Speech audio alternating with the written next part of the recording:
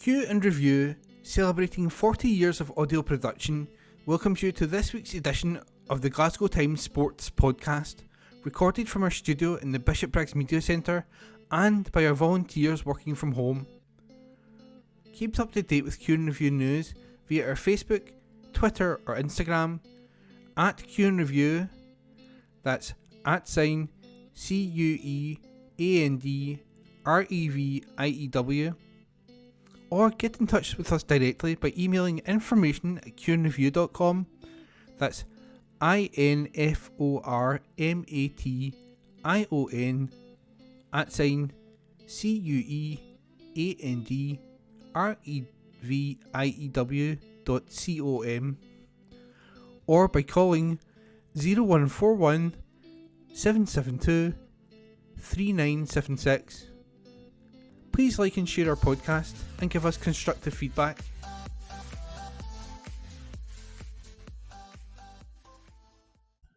Evening Times Sport, January 31. McColgan says 1% advantage for trans women athletes, too much. Eilish McColgan says a 1% advantage for trans women athletes over female competitors would be too much. McColgan, one of Great Britain's leading female long-distance runners, spoke out with World Athletics, considering its transgender policy and in consultation with member foundations over the matter.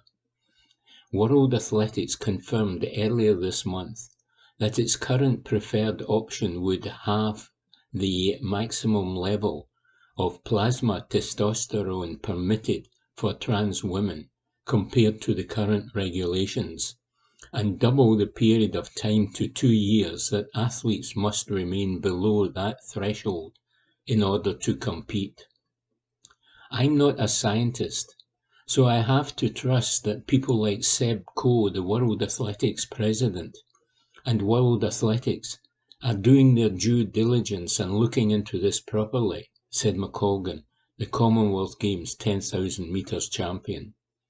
There's a lot more to being a woman than lowering your testosterone, and a lot more work to be done to finding out if there is an advantage. Even if there's a 1% advantage, then it's too much of an advantage. Rules are in place for other advantageous gains, so this should be one of them. McColgan admitted she was reluctant to comment on delicate issues in the sport due to the abuse she has suffered online, and she continued, "I have had constant abuse online, and I already get trolled a huge amount. They are my reasons for not being so openly public and coming out on big topics that are discussed all the time. I am more than happy for transgender athletes to be included. They need to be included in some way, but the fairest way with regards to women being protected category of born women. That we have an open category and an XX genetically formed category, or something along these lines. But the best person to speak to would be Caitlyn Jenner, who won Olympic decathlete gold as Bruce Jenner before transitioning to a woman, who has lived experience of this and understands this. I have no lived experience of this or the changes you go through as a trans. I can't relate to that and never will. It's important we listen to people who understand it, because it's definitely a very difficult topic to broach, and I don't have the answers. Hopefully the people who do make these decisions are doing their job and following the right science. Evening Times Sport, January 31. McIlroy and Reed rift helps to produce Desert Storm in Dubai, says Nick Roger. A couple of weeks ago, in this column's opening meander, I went to excruciatingly unnecessary lengths to tell you how useless I was at admin. With that in mind, you'll not be surprised to learn that I'm still faffing and footering about with my online self-assessment tax return as the deadline hurtles towards me at the terrifying rate of the mega meteor that obliterates the dinosaurs.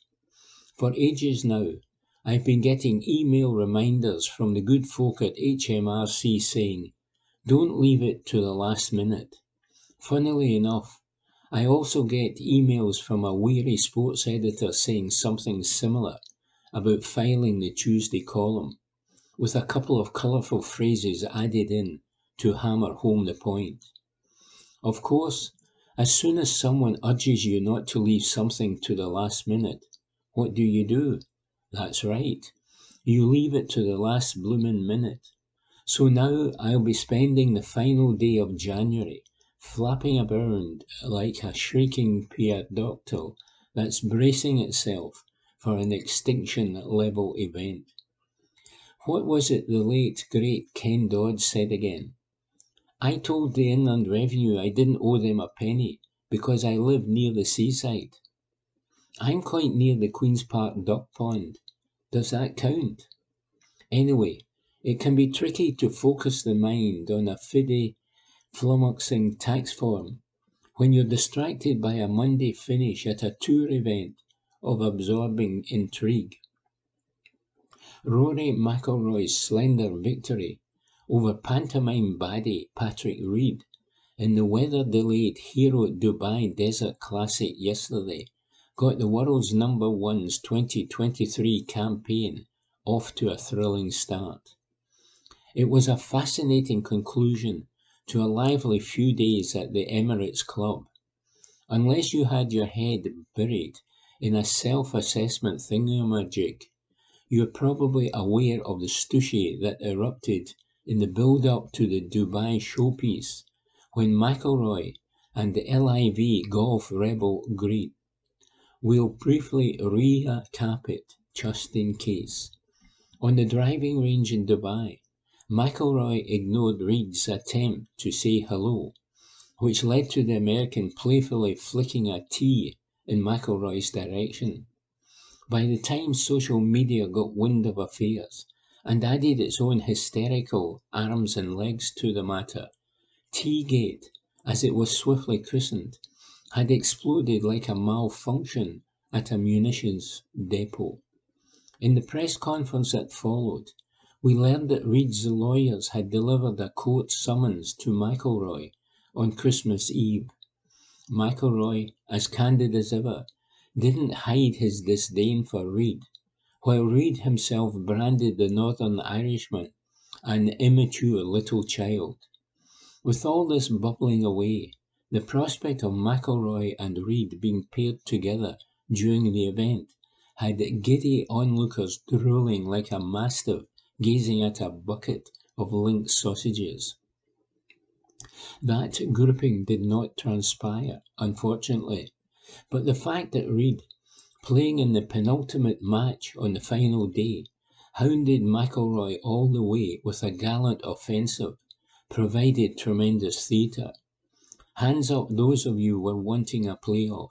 Come on, get your hands up. It would have been such a fiery shootout. The DP World Tour officials probably would have needed to set up a police cordon as the duo returned to the tee. Enmity, excitement, rivalry, rancour. This particular desert storm had it all, and you cannot say it wasn't enjoyable. Golf, or indeed any sport, thrives when big personalities, and even bigger adversaries, go head to head.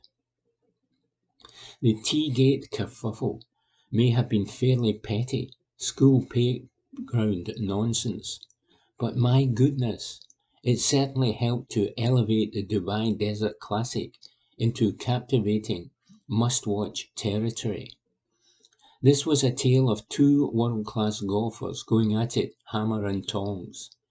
For those taking a broader view of the game's current battlefield, it was also McIlroy, the knight in shining armour of the established tours, striking a blow against the menace of the LIV golf renegades and delivering a Harvey Smith salute to the Saudi-backed upstarts. Imagine though if Reid had conquered. It would have been LIV's biggest moment since they coaxed Open champion Cameron Smith away from the PGA Tour. Greg Norman, LIV's combative chief executive, certainly would not have missed the opportunity to gloat and beat his chest with goading gusto had McIlroy been vanquished. In the end, though, it was McIlroy who revelled in the bragging rights, and he was well aware of the wider significance of his victory. As for the fans of the game, well, the rip-roaring finale in Dubai, which was far more enthralling than anything LIV's manufactured shotgun format has served up, showed us once again what we are missing in golf's current age of division. As it stands, the fractured state of the men's game means the only time we'll see all the big guns in one place is during the 4 major championships. I'm sure most of you, though, would rather see the best going up against the best on a regular basis. You know, like back in those halcyon days of 2021. Until some form of ceasefire is agreed and the warring factions find some way to coexist, then we'll just have to muddle on. In the ongoing tensions and tumults, there's probably more chance of this correspondent getting his tax return in on time than there is of golf's rival forces reaching a truce, says Nick Roger. Evening Times Sport, February 1. Cholak targets Rangers away improvement. Report by Chris Jack. Ibrox has become home sweet home in more ways than one for Antonio Cholak following his summer switch to Rangers, and the Croatian is determined to start hitting the target on the road as he prepares to lead the line for Michael Beale's side at Tynecastle. Cholak scored an impressive 14 goals during the first half of the campaign after moving from PAOK to join up with former boss Giovanni van Bronckhorst. His first strike away from Ibrox came in the memorable win over PSV Eindhoven, and he bagged a brace as Rangers won 4-0 at Hearts in October. Rangers are unbeaten in 10 matches under Beale's guidance, and Cholak is confident the goals will come away from the green grass of home. Yes, I mean it reflects also the whole team, Cholak said when asked if he is aiming to improve his record on the road. We have now started to play better in the away games since the new manager came in. Of course, this will affect myself as well, and I hope I will score more goals away from home. It is always nice to score at Ibrox because it is home. There you know everything, where the goals are blindfolded. I will work on myself to have a much better record away from home. At the time, it was a big statement, that win over Hearts, but if you look back to then until the red card, really a tough game. Everybody knows how hard it is to play there. They are also on a great run, with great players playing well, so we have to be aware. We have to go there and show who is the man on the pitch. It will be a tough game, and we have to adapt to that. We just have to play how the manager wants us to play, and get the 3 points. When I was there, it was my first time, and of course I enjoyed it. The heated atmosphere is what you want to play through as a player. Report by Chris Jack. Evening Times Sport, February 1. Savage claims Rangers cannot afford Shankland. Report by David Irvin. Hearts sporting director Joe Savage insists Hearts would not have entertained any late bids for Laura Shankland before the transfer window slammed shut. The stand-in Tynecastle captain has been in scintillating form this season, leading to speculation over possible bids for the striker in January. However, it did not materialise, with Robbie Neilson thrilled to hold on to the striker, who was not for sale, according to Savage. Rangers were a club heavily linked with a speculative move for Shankland, but there was nothing more to the reports than rumours, with no offers for the striker. Savage last night told BBC Sportsound that the club had received no offers for the striker and added they wouldn't be able to afford him when asked about Rangers' interest. The sporting director added, "They wouldn't be able to afford him, and I can tell you that right now. Not a chance. No price. He's not for sale. Shanks is not going anywhere. Shanks is going to get 30-odd goals for us this season and become an absolute Hearts legend. That's the plan." Discussing whether there was any danger of Shankland departing in January, Savage added, "Not that we heard, to be brutally honest. No one has come to us with any sort of offer or interest to let us know that they would want to take him.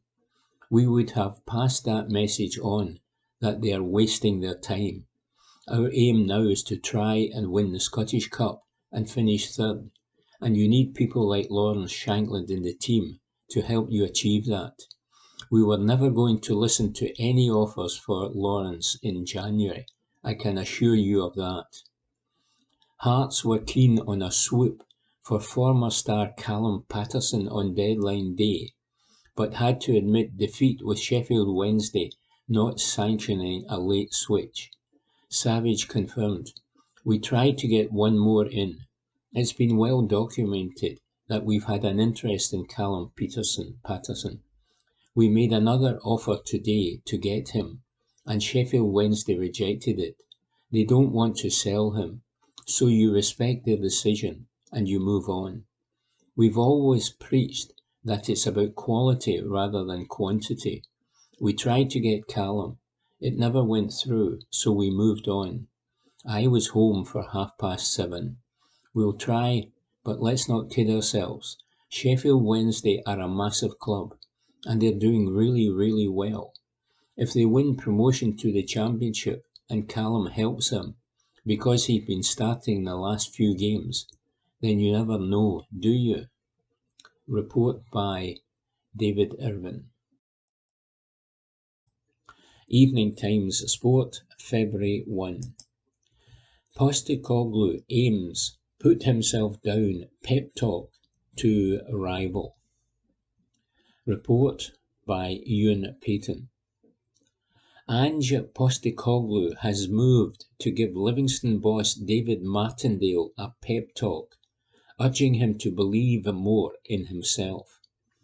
The Celtic gaffer insists he is a huge admirer of the work the Lions' number one has carried out at the Tony Macaroni Stadium over the past 2 years. The West Lothian side are flying high in the Premiership once again this season. They are currently in 4th spot and look on course to qualify for European football next term. Many supporters, pundits and others involved in the game cannot understand why another club has not come calling for Martindale's obvious managerial skills. The champions host Martindale's men tonight, and Postecoglou has told the 48-year-old he has to talk himself up more often. He said, "That's because he continually puts himself down.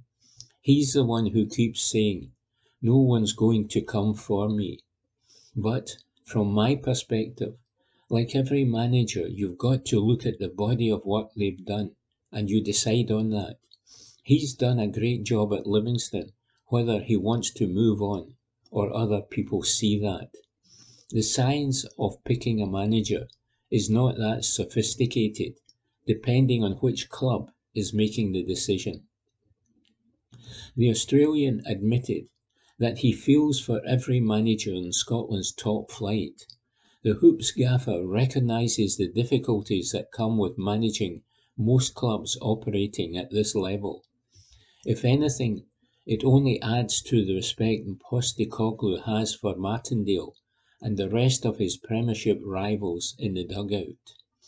He continued, I have sympathy for every Premiership manager. It's a tough role, irrespective of your background and irrespective of whether you've been in the job for a minute or you've been in the job for 30 years. It's a tough gig, especially today. So I have great respect and admiration for anybody in that role, because I understand the daily pressures and the expectations that are put upon them. The one thing I feel we should all do as managers is let our work do the talking for us, and I think David has done that. I am fortunate here to have a great setup where I don't have to stress about too many of the details. Other managers don't have that luxury. It can be a stressful time because obviously the most important thing is still the games you've got ahead of you. You've got the same amount of time you would have in any other week, but now it's taken up by other things. Report by Ewan Payton. Evening Times Sport, February 1.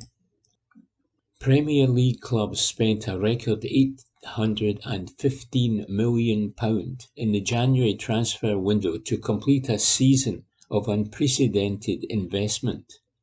The gross spend for 2023's window was 90% higher than the previous record of £430 million in 2018 and almost triple the previous January window of £295 million. The record for a full season had already been broken by a £1.92 billion summer outlay, with that mark soon extended through £2 billion for the first time and to an eventual total of £2.8 billion, a new all-time high. Callum Ross, Assistant Director in Deloitte's Sports Business Group, told the PA news agency, record transfer spend in January, surpassing the previous record of £430 million in January 2018. In terms of a seasonal spend in 2022-23, Premier League clubs are now over £2.5 billion, which highlights the level of capability of spend that they've got in the market at the moment. Premier League clubs also set a record for net transfer expenditure during a January window, with a net spend of £720 million, eclipsing the previous record set in January 2022, which was £180 million. Chelsea's £300 million plus outlay alone would rank behind only 2018 among Premier League winter transfer windows. As has been the trend in recent seasons, the English top flight far outpaced the rest of Europe, even the other members of the so-called Big Five leagues in Spain, Italy, France and Germany.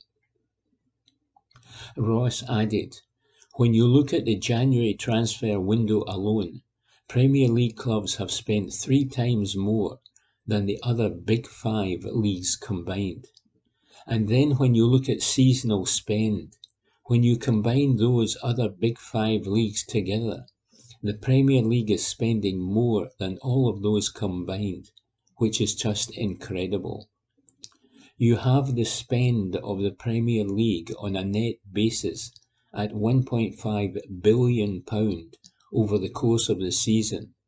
And then when you look at the other Big Five leagues as a collective, they're actually in a net receipts position.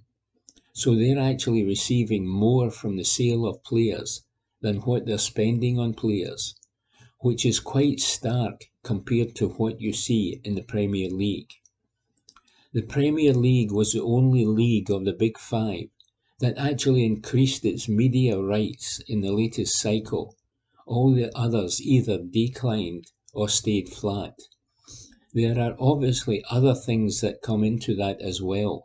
When you look at new ownership at certain clubs, and also on-pitch performance is a big factor, whether that's pushing for European competition or league titles, and then at the other end, just maintaining a place in the Premier League is obviously a key driver of what's going on across the market.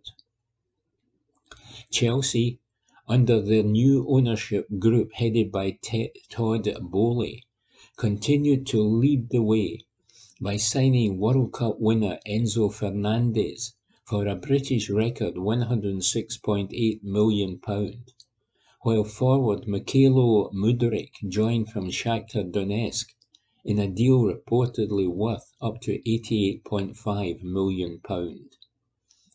The Blues' £300 million plus outlay alone would rank behind only 2018 among Premier League winter transfer windows, and is more than the combined spend of all other clubs in the Big Five leagues this month. Newcastle spent a reported £40 million initial fee to bring forward Anthony Gordon from struggling Everton, who were the only club not to make a January signing, while Liverpool spent £38 million on Netherlands international Cody Gakpo, and Leeds broke their transfer record with a £35 million move for Hoffenheim's Jorginho Rutter. The previous record season saw £1.43 billion spent in the summer of 2017, with the January window's £430 million, making for a total of £1.86 billion. This campaign has blown that out of the water, and Ross sees no let-up in the near future when he said, "One of the good indicators is to look at the transfer spend as a percentage of revenue, and on the net transfer spend, we're looking at about a quarter of the revenue being spent on transfers. That is a lot. It's higher than it's ever been. But I think, managed appropriately, with appropriate long-term business planning and financial control, I can see that continuing." Report from the Pre-A Association. Evening Times Sport, January 26. Asthma UK Scotland calls for better enforcement of pyrotechnics ban. Report by Matthew Lindsay. Joseph Carter, the head of Asthma and Lung UK Scotland, has called for the greater enforcement of the ban on pyrotechnics at sporting events, following a spate of alarming incidents this season. Kick-off in the Edinburgh Derby match at Easter Road last Sunday was delayed because smoke bombs had been thrown onto the pitch by both Hibs and Hearts supporters. More smoke bombs were then set off by fans of the Tynecastle club after Josh Ginnelly had opened the scoring in the first half of the Scottish Cup fourth-round game. Exposure to smoke can cause breathing difficulties in people who suffer from medical conditions like asthma, bronchitis, and emphysema, and Carter is concerned about the worrying trend. It has been illegal to take a pyrotechnic device into a stadium since the Sporting Events Control of Alcohol Act was passed at Westminster in 1985. Carter wants to see clubs and the football authorities do far more to prevent their use before something serious happens at a match in this country. He said, "Smoke from flares and smoke canisters can stay in the air for quite a long time, creating areas of air pollution that can trigger asthma attacks or symptoms such as coughing, wheezing, and breathlessness. With 2 in 5 people with asthma surveyed in Scotland saying that poor air quality, including smoke, can trigger their condition. We would like to see better enforcement of the ban of these items at sporting events. It is fortunate that no serious incidents have occurred for people with lung conditions such as asthma so far. The increased use of flares and smoke canisters at games only increases the risk of something serious happening in the future. David Hamilton of the Scottish Police Federation this week called on Scotland's clubs to do more to stop supporters using pyrotechnics inside football stadiums, and warned they may have their stadium safety certificates taken away from them if they are unable to create a safe environment for spectators. And he said, what we really need is for the football clubs themselves to be much, much stricter on the use of pyrotechnics within grounds, and search regimes to be much, much tighter. Sometimes they have not been as tight as they should be. I would also really like to see a clear and unambiguous statement from football clubs that pyrotechnics are absolutely unacceptable within grounds, and that people found with them will get bans, if not life bans, if they are caught with them. We now have the legislation in place, which is helpful, but we need to see a renewed and invigorated response from the clubs. They have to make it clear there is no place for pyrotechnics in football. If the clubs are not going to take responsibility, then maybe we need to start looking at their ground safety certificates and asking if they are actually fit and proper organisations to be holding events like that. These certificates are there to ensure audiences can watch games in a safe environment. If you have got a proportion of your fans setting off flares and making it unsafe, and you are not pursuing them actively enough, then I would say there is a real question mark over the ability of clubs to be protecting people. That is a last-ditch resort, but our position is that everything should be on the table. What we need to see is clubs dealing very firmly with those who use pyrotechnics. There is a role here for clubs to play. People sometimes feel a bit cowed because it is big clubs, big money, and a lot of people are involved. But we need to get over that. People cannot be put at risk going to watch a game of football. They need to be able to do that safely. Report by Matthew Lindsay. Evening Times Sport, January 26. Duncan Ferguson set to be named Forest Green Rovers manager. Report by Ewan Payton. Duncan Ferguson is set for his first permanent gig in management. The former Dundee United, Rangers and Everton star looks set to be handed his first opportunity as number one. The Times report that the Scot will become Forest Green Rovers manager. The EFL side are currently bottom of League One. It would appear that the stiff challenge of keeping them in the division has not put the Everton legend off the job. He has previous experience as a caretaker manager, fulfilling that role at Goodison Park on more than one occasion. It is claimed that Ferguson's appointment is expected to be confirmed later today, and he will have several former Scottish-based players to pick from in his squad. They include Regan Hendry, Dylan McGough and Charlie McCann, who joined the club in the past few days from Rangers. Meanwhile, Philip Helander has points to prove to his manager, his teammates and his supporters. The biggest questions are the ones he must ask himself as he seeks to find the answers to salvage his career. The defender has become something of a forgotten man at Ibrox, but Michael Beale needs no reminding how good Helander can be on his day and what an asset he could be to Rangers.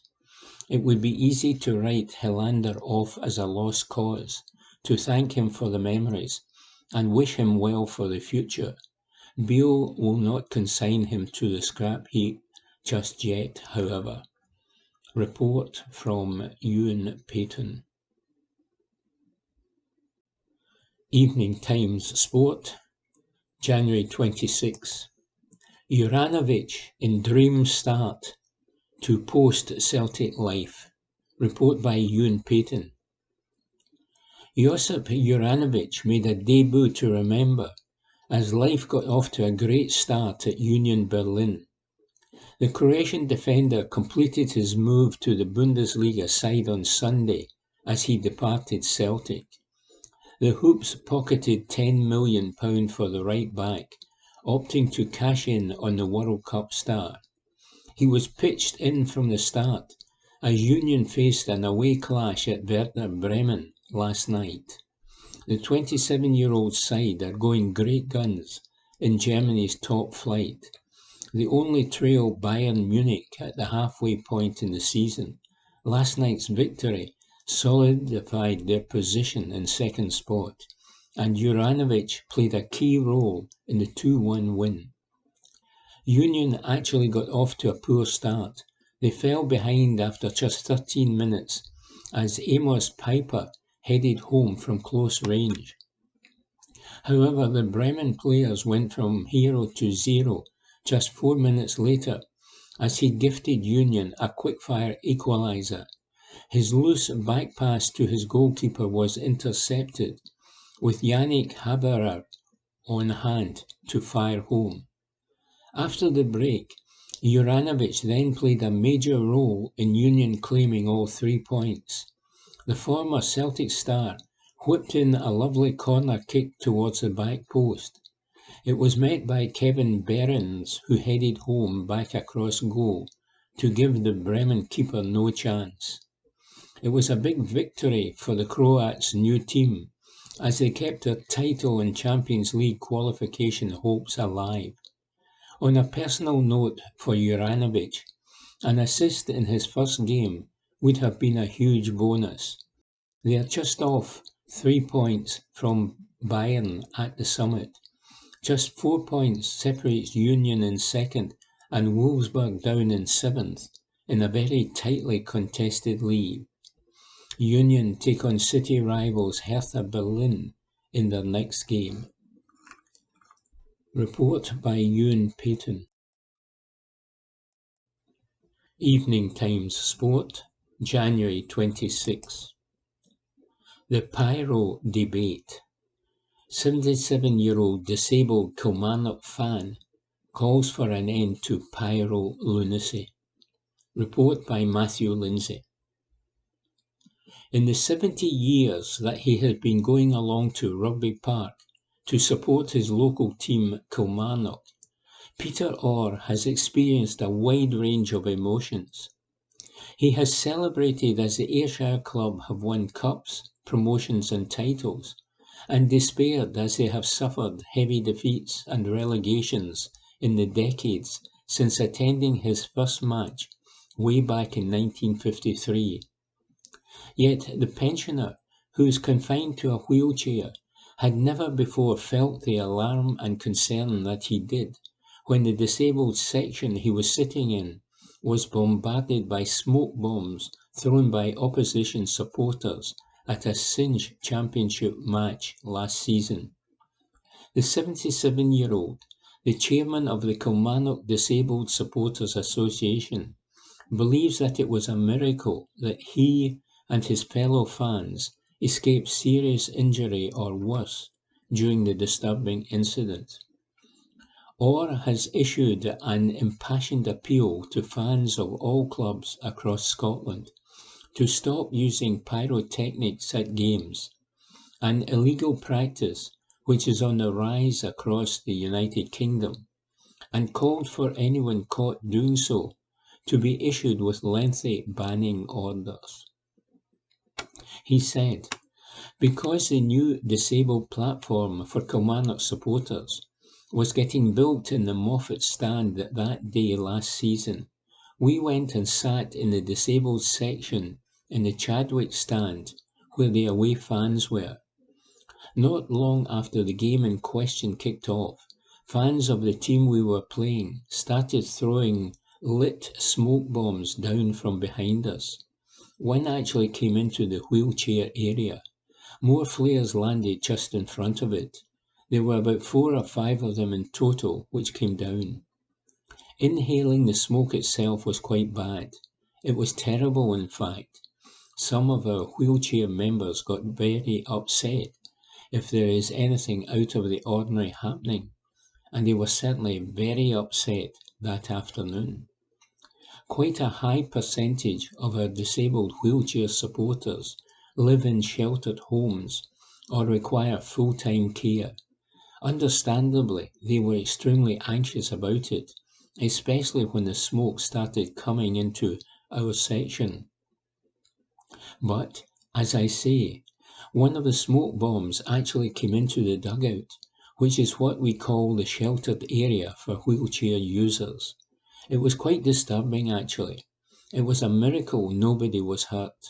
Fortunately, the smoke bomb that landed in the disabled section just missed all of our members. But the wind blew the smoke from 2 smoke bombs that landed just in front of us back into the shelter. I started shouting, "Cover your face, cover your face. Try not to inhale the smoke." We have some members who are bothered by chest conditions, and you don't know how toxic the smoke from smoke bombs is. The smoke was terrible. We were in an enclosed area, and there were about 10 wheelchairs in there at the time. Some of our members are quite physically disabled. If they had not had carers there to assist them, they would not have been able to cover their faces, and something terrible could have happened. We have a young lassie who comes to games, who requires oxygen to breathe. Can you imagine what would have happened if the smoke bomb had landed on her? It doesn't bear thinking about. That would have been really, really serious. We were also lucky it was not a wooden platform, or there would have been a danger a fire could have been started. The disabled section had just been rebuilt because Rangers fans had jumped on it and caved it in at a match. The base and the surrounds are all made of metal and were non-flammable, which was fortunate. But our fans were still really upset about it. These things are designed to be used when there is nobody else near the person using them. But if they are landing in an enclosed area and you are in a wheelchair, then you don't have any time to get out. Fortunately, the stewards in the area were quite quick to come over and take them away. It could have been a lot worse. Orr and his fellow disabled supporters are now back watching Kilmarnock from the comfort of the new platform the Rugby Park Club has provided for them in the Moffat stand, and he has enjoyed seeing Derek McInnes's side play in the Cinch Premiership once again this season in a safe environment. He acknowledges the difficulties which both the police and football clubs have in stopping fans from smuggling bangers, flares, smoke bombs, strobes, rockets and flashbangs into stadiums and setting them off during matches when thousands, sometimes tens of thousands of people are filing through the turnstiles. But it is becoming an increasingly prevalent problem. Another disabled Kilmarnock fan was struck on the head by a smoke bomb in the final game of the season against Raith Rovers at Starts Park in April. Orr stressed that he would like to see offenders apprehended and punished by the authorities, and a strong message sent out that pyrotechnics will not be tolerated in the Scottish game, and he added, "I spoke to the Kilmarnock general manager about it after the match and asked him how fans are managing to get smoke bombs into a ground and if they are not searched before games. But I know that if they want to get them in, they will get them in. It is impossible to search everyone if you have a large crowd. I am not going to say that all of our fans are angels. It goes on at most games now. But I would appeal to anyone who is thinking of taking a pyrotechnic into a football ground and setting it off not to do so. I think anyone who does so should be automatically removed from the stadium and banned from going to matches. It is the only way we are going to stop it. We were lucky that day we were bombarded with smoke bombs. Somebody in the disabled section could have suffered a bad burn, or far worse. We were very fortunate they didn't hit any of us, and we escaped unscathed. Report by Matthew Lindsay. Evening Times Sport, February 3. Beale makes Scottish football call. Report by Chris Jack. Michael Beale insists Scottish football should do more to talk itself up and showcase the game to the wider world, as he hit back at Neil McCann's criticism of striker Alfredo Morelos. The former Ibrox winger labelled Morelos an idiot after he celebrated the third goal in the win over Hearts on Wednesday night with his trademark knee slide in front of the home fans. Supporters widely condemned McCann in the aftermath of the Tynecastle triumph, and the comments have created a storm on the back of what was an impressive performance and result from Beale's side. The Englishman believes that the spotlight is now being shone in the wrong direction after being made aware of McCann's harsh judgment during his commentary for BBC Radio Scotland. Beale said, "Neil is my friend outside of this conversation. I think sometimes we can make a big deal out of something, but we have to celebrate goals. We have to understand that a lot is thrown the other way. The first 2 goals we scored, we do celebrate right in front of them, because we're not going to run 150 yards to our own fans. I did not see the celebration at the time, because immediately after it was given, we were talking about substitutions. When I heard about it this morning, I thought, bloody hell, can we not concentrate on the performance on the pitch? I don't think many people in the stadium took exception to it, so I think we should focus on football on the pitch. At this moment in time, Scottish football is really colourful. We have got players coming in from outside, whether that's from down south or from Asia, and 1 or 2 from around Europe. The league is in a really good place, so I think we should focus on the football. It was disappointing that game was not on TV on Wednesday night. You have 2 teams unbeaten over 10 games, and something that had to give. There was optimism in the air in the Hearts team, and maybe in general in football, with people saying, "Okay, let's see where Rangers are at," and I thought it was always going to be a good game.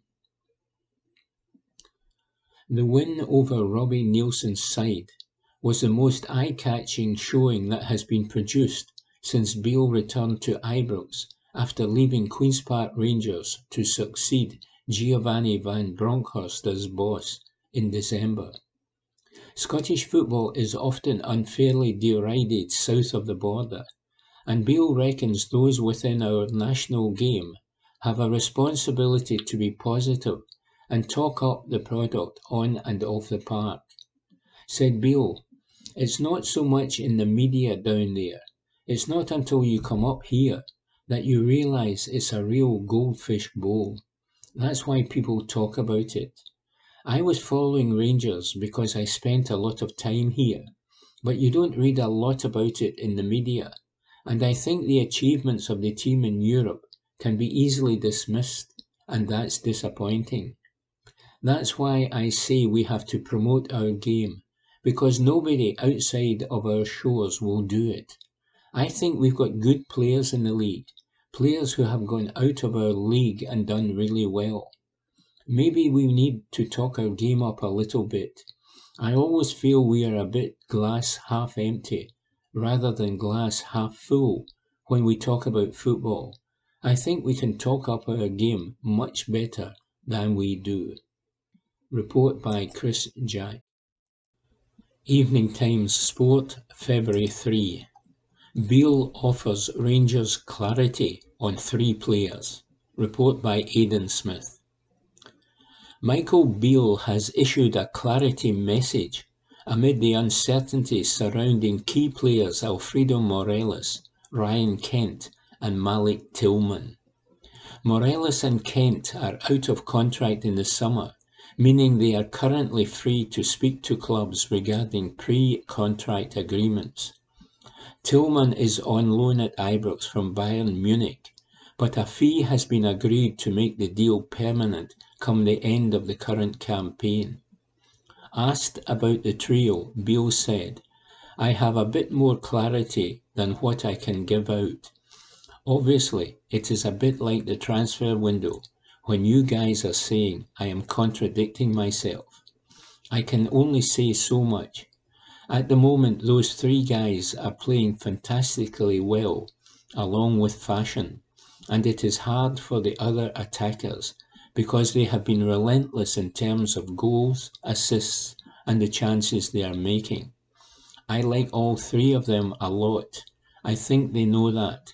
Things are really calm at the moment, but what I would say, if the 3 of them were not there, then I think we are able to play without them at the moment. We have Todd Cantwell, Nicholas Raskin, Tom Lawrence, Kemar Roof, Antonio Cholak.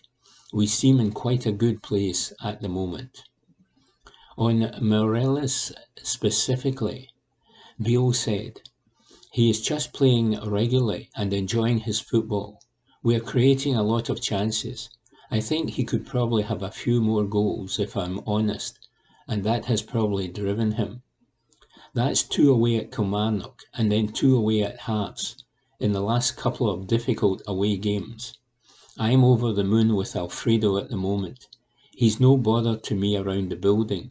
So far, so good. Antonio is waiting on the sidelines. He's not 100% fit, but it's difficult when a centre-forward is in such good form.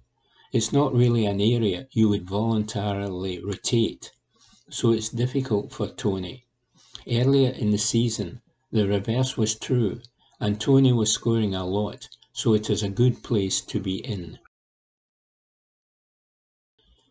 Evening Times Sport, February 3. Ukrainian refugees provided with tickets for Partick Thistle game. Report by James Kearney. 40 Ukrainian refugees based in Glasgow will be able to attend tomorrow's Partick Thistle match for free, following a collaboration between the Cinch Championship Club, a fans group, and community organisations.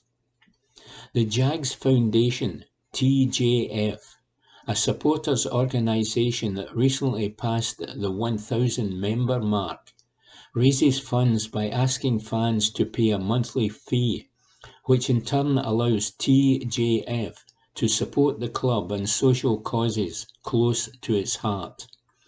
Tickets for Ukrainians living in temporary accommodation on the cruise ship MS Ambition, stationed in Braehead, have been provided for Saturday's league meeting between the Jags and Cove Rangers, after TJF and the club were approached by a Kirk minister and supporter based in Glasgow's south side, Adam Dillon. Dillon's congregation at Sherbrooke Moss Park Parish Church run a support group for displaced Ukrainians, and the Thistle fan thought a trip to Firhill might be just the tonic for a group of people who have suffered a great deal over the last year or so. As part of the arrangement, the children in the group will be granted free entry to the stadium on Saturday, and the club has some extra surprises in store for them. 2 other local organisations, Cosgrove Care and Jewish Care Scotland will provide transport to shuttle the refugees to and from Firhill. Dillon explained, "Our Ukrainian partnership has brought a lot of joy, sharing stories and symbols of each other's cultural heritage. I stood behind the goal at Cove when Jamie Snedden, Thistle's goalkeeper, towered above the defence and scored. On Saturday, when I do my own team talk on the coach to Firhill, I'm going to be proud to share part of my own cultural heritage in following Thistle. It's a tough time right now for Ukrainians in Glasgow, and it's a great opportunity for Thistle to extend a hand of friendship to Ukraine." The arrangement to house refugees on the MS Ambition looks to be coming to an end in the not-so-distant future, adding to the many challenges facing the displaced Ukrainians.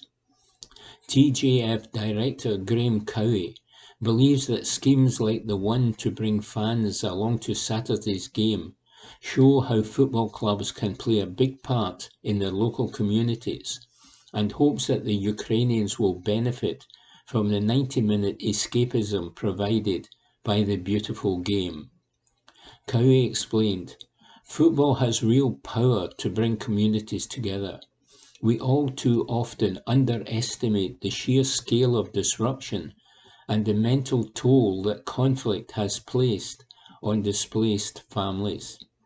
It is our hope that by welcoming Glasgow's Ukrainian community to Firhill on Saturday, we can help to raise a few smiles, create and strengthen bonds of friendship in the Thistle community, and maybe even secure a few Ukrainian converts to the Jags cause. We'd like to thank Adam Dillon for bringing this idea to us, as well as Partick Thistle, Cosgrove Care and Jewish Care Scotland for all doing their bit to help make it happen." Report by James Kearney. Evening Times Sport, February 3. St Johnstone announce open meeting with fans. Report by Aidan Smith. St Johnstone have announced an open meeting with supporters will take place later this month after fans boycotted their recent Scottish Cup defeat to Rangers. Just 400 Saints fans watched on as their team was knocked out of the competition after a board decision meant visiting supporters were housed in 3 of McDermott Park's 4 stands. Prices for the match were set at £30 for adults and £20 for concessions, which further added to home support frustration. Now St Johnstone are aiming to improve supporter engagement and will do so via the way of an open meeting with fans at the stadium. The official discussion will take place in the Centenary Suite at McDermott Park on Monday, February 13 at 7 p.m. A statement explained, "The meeting is open to all fans of St Johnstone FC. It is envisaged that it will be the first of regular events where club staff will be present, but these meetings will be primarily driven by a supporters steering group. No registration is required to attend the meeting, which will include a question and answer session with club staff, and anyone with additional support needs who wishes to attend should contact Saints." Head of Operations Ian Flaherty said, "It had been our intention to launch this sort of forum at the beginning of next season, but I believe, given recent events, the right thing to do is to bring the forum forward. We look forward to welcoming fans to McDermott Park a week on Monday. It is important that we improve communication with our fan base and provide better transparency to supporters. I believe that these meetings will prove very worthwhile as we strive to achieve this. The topics discussed from these meetings will be made available to all fans via the normal club channels shortly after each event." Report by Aidan Smith. Evening Times Sport, February 3. Calcutta Cup. Townsend expects England to come at Scotland. Report by Stuart Bathgate. Given the length of the injury list that was confronting him just a few weeks ago, Gregor Townsend would have been relieved to a certain extent when it came time to select his Scotland team for tomorrow's Calcutta Cup match at Twickenham. There are still a few clouds in the sky, but the overall picture is not nearly as overcast as it was. Of the 4 players who had hoped to complete their recoveries from injury in time to be chosen to face England, 2, Stuart Hogg and Duan van der Merwe, have made it into the starting line-up. The other 2, Xander Fagerson and Hamish Watson, are not in the 23 this week, but should be available for the home game against Wales in 8 days. Ideally, all 4 would be fit and in the starting 15, but arguably the 2 most essential players are the ones who have passed fit. In WP Nell and Luke Crosby, Fagerson and Watson have very able deputies, whereas given Darcy Graham's continuing absence, the loss of Hogg and van der Merwe in addition would have left the back 3 looking particularly threadbare. And if the availability of that pair is one reason for the head coach to be optimistic, so too is the memory of his team's most recent outing. Momentum can vanish in a matter of minutes during a match, and a vast amount can alter over the course of several months. Nevertheless, Townsend believes that momentum of a sort can be carried over tomorrow from that last game, the comprehensive 52-29 win over Argentina, which rounded off the autumn Test series. There have been some significant changes since then, of course. Graham, for example, scored a hat-trick then, and his close quarters trickery is sure to be missed. But the coach appears to believe that the spirit of that November afternoon is still very much alive and can make itself felt tomorrow. He explained, 100% we want to keep the momentum going, and we believe the best way of doing that is putting out a team that is in the best form. We do not obviously play straight after the Argentina game. There's 2 months of time where players are back at their clubs, and a lot of things that can happen there, injuries being one, changes of form. So our aim is to put the best team out there. Clearly in the last game, we were able to do more in attack. So yes, we definitely want to keep that momentum going. We believe this selection will help that. The ability to do more in attack is one reason the informed Hugh Jones is back in the team, although it should be said that the Glasgow Centre's defence is a lot more solid than it used to be. Solidity and form are also the keys when it comes to the selection of Ben White at scrum half, ahead of both George Horne and Ali Price. While Scotland can turn to the recent past for inspiration, Steve Borthwick, Eddie Jones' successor as head coach, must simply hope for a fresh start. There is a belief in some quarters south of the border that the England squad will feel energised not by anything Borthwick says or does, so much as by the simple fact that he is not Jones, whose last match at the helm was a defeat by South Africa. Liberated from the negativity which latterly surrounded the Australian, so the argument goes, the home team will come out, all guns blazing. Townsend is certainly braced for an onslaught, but if it comes he will not ascribe it to the advent of Borthwick. He said, we'd expect England to come very hard and fast at us if they had the same coach, a new coach, or didn't have a coach at all. You're playing the first game of the Six Nations at home. They're going to come at us, and look to play their best rugby. In terms of the style of rugby they play, we believe it will be similar to how Leicester, where Borthwick was head coach in his last post, have played over the last 2 years. The coach is unlikely to go away from his philosophy he's deployed at club level.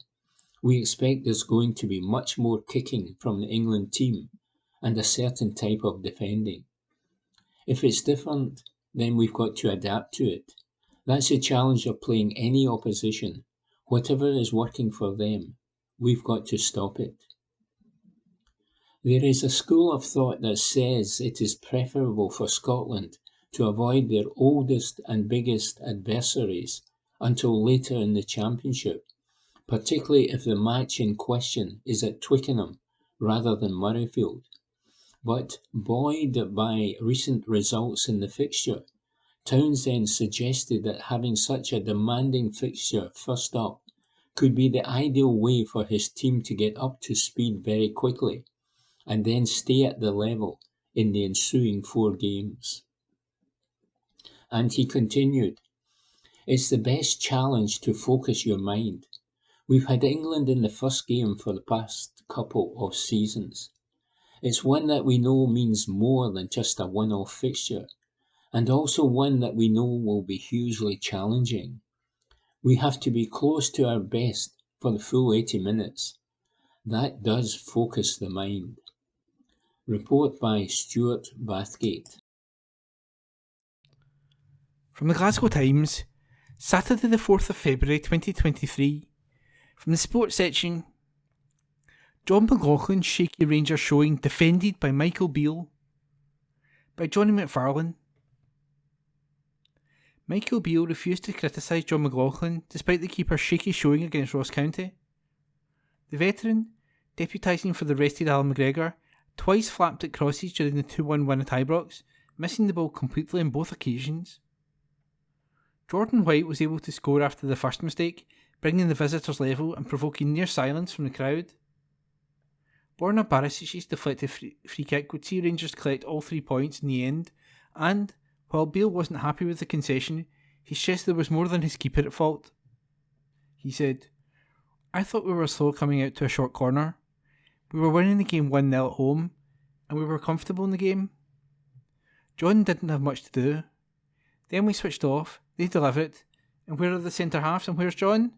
It's a collective thing. This week we've had 2 games and a late night in midweek. I just felt John was the fresher goalie coming into today. He didn't have much to do, and I'll continue to rotate them. I'm trying to get us through a tough schedule, that's why I'm rotating. I'm assessing the keepers with a view to what I'll do in the summer. Robbie McCrory's injury hasn't healed, and he's still 3 or 4 weeks away, which is disappointing. It's hard for him to show me what he can do. John's always there. We all know Alan isn't getting any younger, and he's our number 1 right now. But if I feel he needs a rest, John is always able. Have we lost any games with him? He's not the issue. We conceded a lousy goal off a set play, but we all need a shake for that. New Belgian signing Nicholas Raskin was thrown in for his debut with 9 minutes remaining, and made an instant impression. The youngster looked bursting with confidence and threw himself into the game with gusto during an impressive cameo. And, Beale admits, he was impressed with what he saw.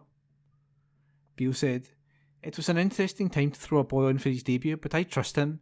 He was very good. He only met his teammates on Friday and worked with them for 25 minutes. To go out there was a big call on my behalf, but I want to get him started."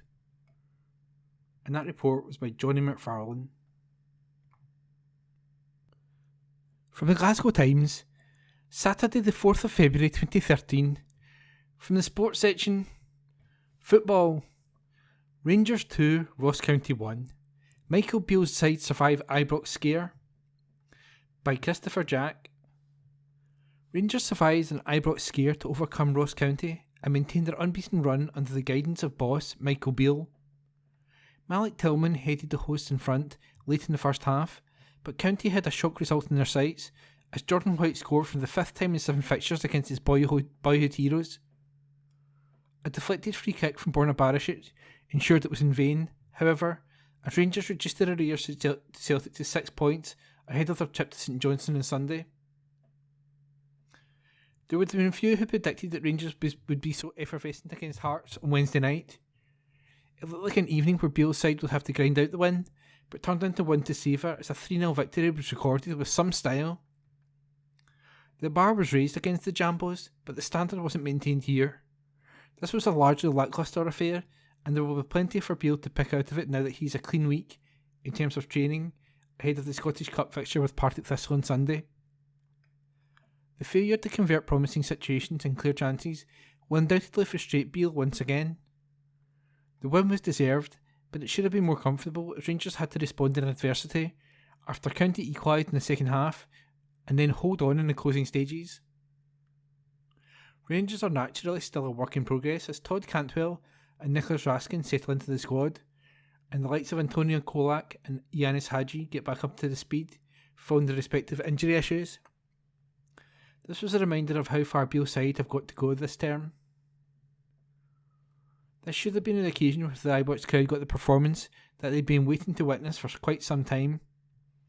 In the end, it turned into another one where they could be pleased with the result, but not with the manner in which it was achieved, and it certainly won't live long in the memory. It was no surprise that Beale opted to make changes from the side that were so comfortable at Tynecastle in midweek.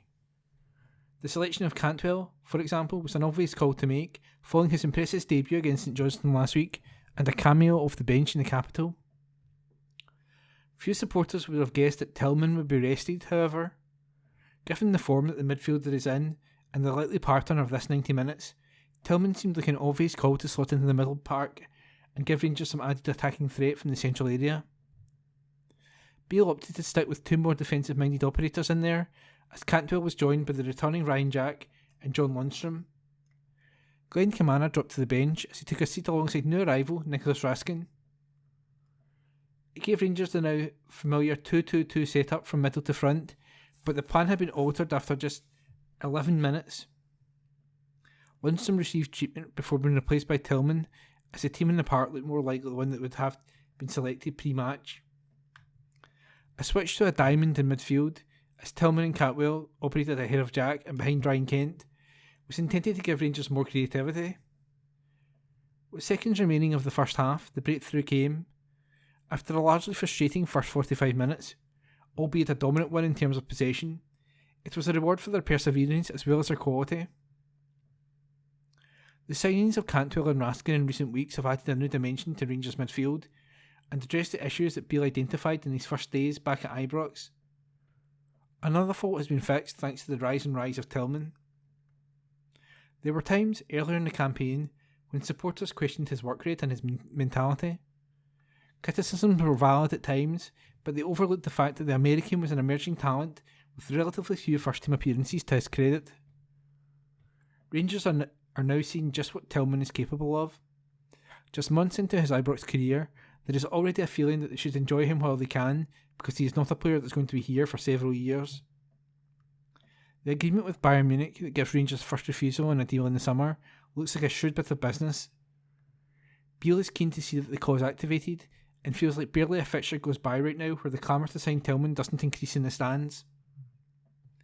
The £5 million outlay that will be required to sign the 20-year-old on a permanent basis will represent a significant percentage of what Beale will spend ahead of his first term in charge. Rather than consider whether or not they can afford it or not, Rangers are now in the situation where they cannot afford not to do the deal to bring Tillman to Ibrox on a long-term deal. His 8th goal of the campaign came just seconds before the break. Morelos and Cantwell combined, and a dinked cross was followed by a header from close range as Tillman provided a much-needed intervention at just the right time for Rangers. Their pursuit of Raskin turned into a lengthy affair, as supporters were left to wait until the closing hours of the window to finally see the Belgian arrive at Ibrox. The move was completed on deadline day, but it took until Friday for the work permit paperwork to be signed off, as Raskin was finally able to get down to business with Beale's side. The midfielder spoke well at his unveiling press conference in the newly revamped Blue Sky Lounge, and fans were understandably excited to see him in action. Beale had urged caution as he pointed out that Raskin was here for the long run rather than the short term, but there was never any doubt he would get a place in the squad for his first afternoon at Ibrox. After 27 minutes, he emerged from the dugout and received a warm welcome from the support. The applause was reciprocated as Raskin went through his routine down the touchline. He had to wait until just 8 minutes from time to finally get on the park. The reception was again rapturous. There was little time for Raskin to show too much, but the Jags class at the end of the first full week of training will offer the chance that he's been waiting for. Beale spoke warmly about the job that Malcolm Mackay has done in Dingwall and the way in which County play at his press conference earlier in the week. Unlike some opposition teams that come to Ibrox with a damage limitation mindset, Beale was sure the Stackies would set up to win. That was evident as Mackay paired Whitenham and Brophy in attack. When he made his first switch at the break, it was to introduce new arrival Simon Murray, as County attempted to haul themselves back into an encounter that they'd held their own in. It was the host that had the first chance of the afternoon, as he capitalised on a slack Runson pass and saw efforts from George Harman and Brophy blocked. And Alex Iakovicki, a header later in the half, was another chance that County should have done better from. John McLaughlin had to make a smart save to deny Nohan Kenny as, after the hour mark, Rangers toiled and County sensed an opportunity as Ibrox started to moan and groan. Seconds later, they had their goal as White rose well and nodded a Jan Danda cross beyond a flaily McLaughlin. And that report was by Christopher Jack.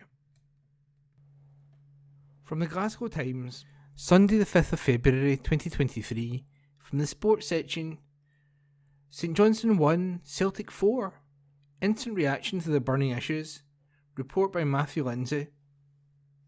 With no cinched Premiership matches being played next weekend due to the 5th round of the Scottish Cup, Celtic were keen to avoid a slip-up against St Johnstone in Perth today and restore their 9-point advantage over Rangers. They duly did both. Ange Postecoglou's team cruised a comfortable 4-1 win over Callum Davidson's side at McDiarmid Park that extended their unbeaten domestic run to 21 and edged them a little closer to another Scottish title. An Andrew Constantine own goal and Kyogo Furuhashi and Aaron Moyes strikes in the first half effectively wrapped up another 3 points for the visitors by half time. Ray Wright pulled one back for the hosts with a stunning long range effort, but substitute David Turnbull netted an injury time to round off a satisfying afternoon for the leaders. Here are 5 talking points from the Premiership encounter. Mooey Machine. Celtic fans have been heartened to learn the Parkhead club are in talks with Joe Hart, Mooey and Turnbull about extensions to their current deals. All 3 men have been excellent for the Scottish champions this season. Mooey in particular is enjoying a rich vein of form. That continued in Perth today. The Australian internationalist was involved in the build-up to the opening 2 goals and then scored the third himself. His strike was exquisite. He controlled a chip from Jota before dinking over the head of St Johnstone goalkeeper Remy Matthews. The 32-year-old midfielder failed to net once in his first 23 appearances after joining the Glasgow side on a free transfer in the summer. He has now been on target 6 times in 9 outings. 3 of those came from the penalty spot. Still, his vastly improved strike rate underlines just how influential he has become. Mooey barely put a foot wrong all afternoon. He is comfortable in possession, distributes the ball intelligently, and is a physical presence in the middle of the park. The 57 times capped footballer is under contract until 2025, but if Celtic can persuade him to commit his future to them beyond that, it will increase their chances of long-term success. Relentless Furuhashi. There are few players with a chance of finishing the season as the Premiership's top scorer. Bojan Miovski of Aberdeen took his tally to 14 in the 3-1 triumph over Motherwell at Pittodrie yesterday. Lauren Shanklin moved onto the 17 mark as Hearts defeated Dundee United by the same scoreline at Tynecastle. However, it will be a major surprise if anyone plunders more than Furuhashi this term. The Japanese internationalist has got 19 goals to his name in the league so far, and 22 overall. He has now found the net on 11 occasions in his last 11 outings. There is currently no better finisher in the top flight than this £4.6 million signing. Oh Hyung-gyu came on for Furuhashi in the second half.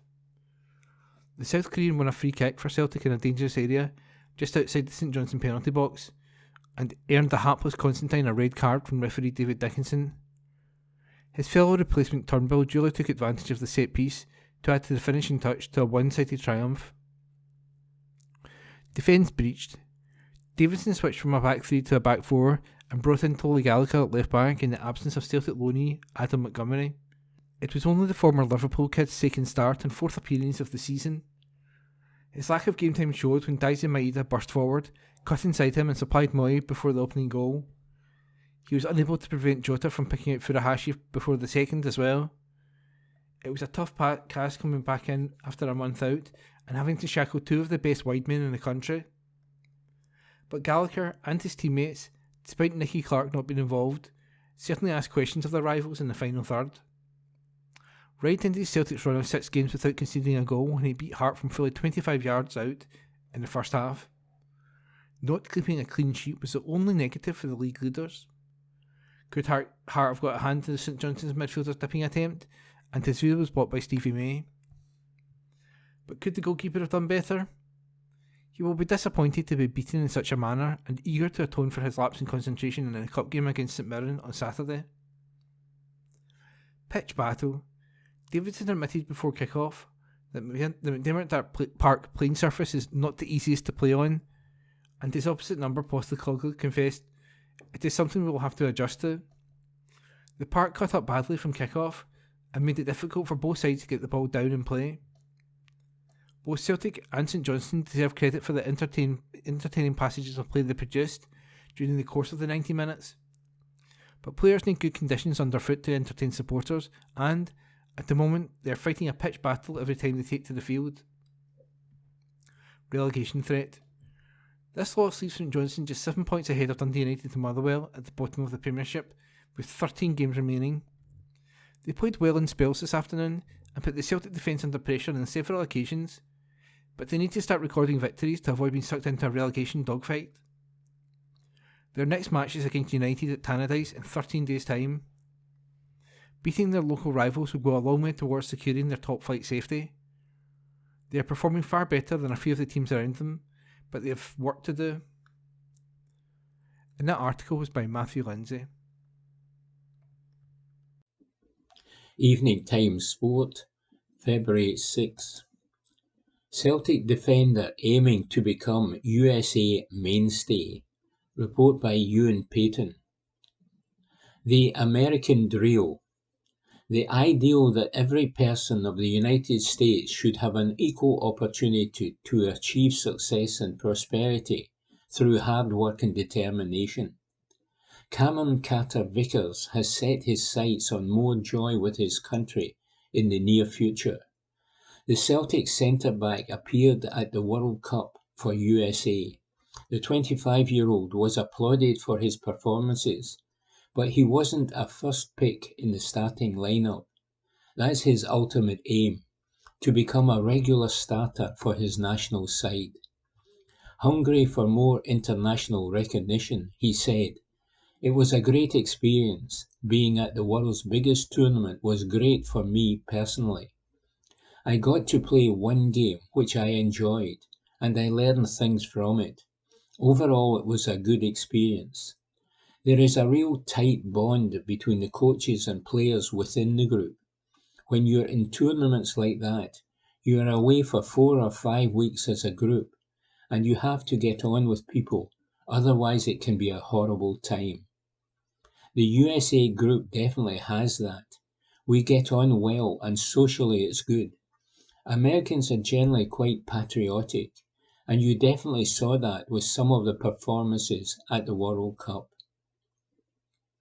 Carter-Vickers and his United States teammates were addressed by President Joe Biden prior to their outings in Qatar.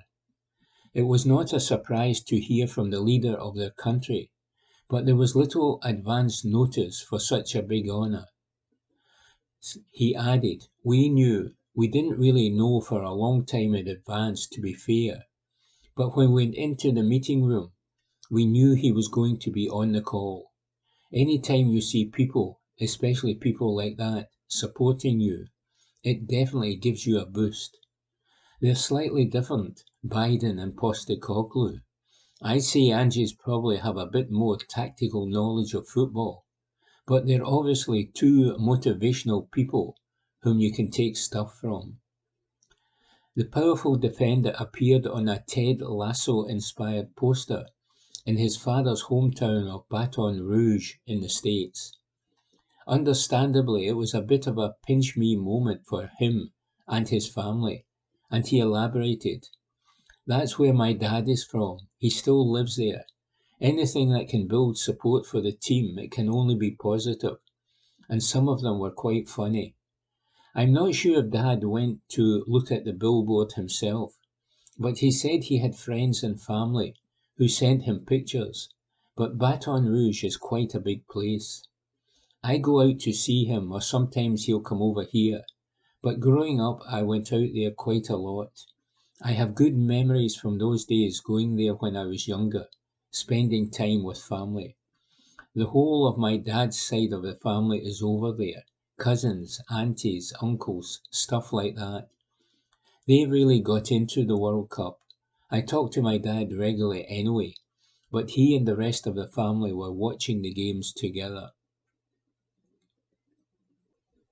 Evening Times Sport, February 6.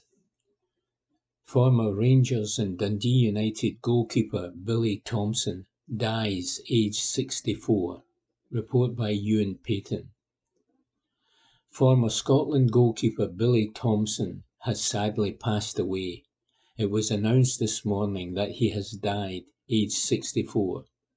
Thompson was a very well-known figure in Scottish football.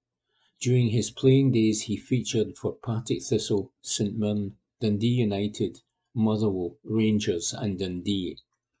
Thompson would be inducted into the Dundee United Hall of Fame after well over 230 appearances for the Tannadice club.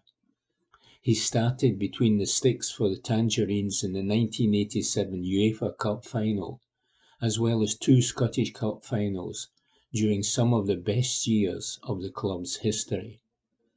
A Dundee United statement reads, "We are saddened to learn of the passing of former player and Hall of Fame inductee Billy Thompson at the age of 64. Joining in 1984, Billy faced the unenviable task of taking over the gloves from Hamish McAlpine. A first-team regular until 1991, the goalkeeper made over 200 appearances for United, including being part of the squad that went all the way to the UEFA Cup final in '87. Everyone at Dundee United would like to extend their condolences to Billy's family and friends. The goalkeeper earned 7 full caps for Scotland. He gained coaching experience at 2 of his former clubs, in the shape of Dundee and Rangers. Thompson was also very well regarded at Kilmarnock, where he coached between 2007 and 2021. He was clearly a popular figure among players at Rugby Park over the 14-year period, with fans also fond of him. He left after the club's relegation and then joined up with Jamie Hamill at Stranraer, becoming their goalkeeping coach that June. After working as Steve Clarke's keeper guru at Kilmarnock, the former Chelsea defender then drafted Thompson into the national team backroom staff for a brief spell in 2019. Report by Ewan Payton. That concludes this week's edition of the Glasgow Times Sports Podcast.